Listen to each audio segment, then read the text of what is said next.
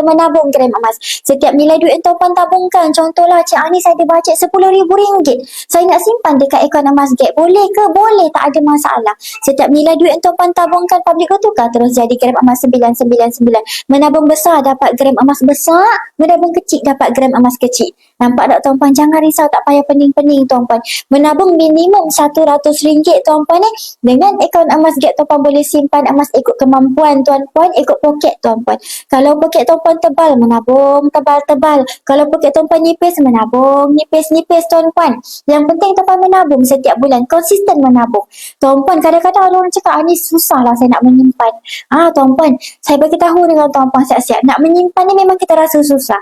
Tapi lebih susah kalau kita tak ada simpanan. Betul tak tuan-puan? Tak ada simpanan, kalau ada kecemasan terpaksa meminta-minta. Terpaksa tebalkan muka. Mencari bantuan sini dan sana. Kalau orang nak bantu, Alhamdulillah. Nampak. Tapi kalau orang tak nak bantu, macam mana? Sebab apa? Kecemasan ni datang tanpa diundang. Kecemasan datang selalunya kita tak bersedia. Sebab itu tuan-puan pakar kewangan cakap dapat gaji kena alihkan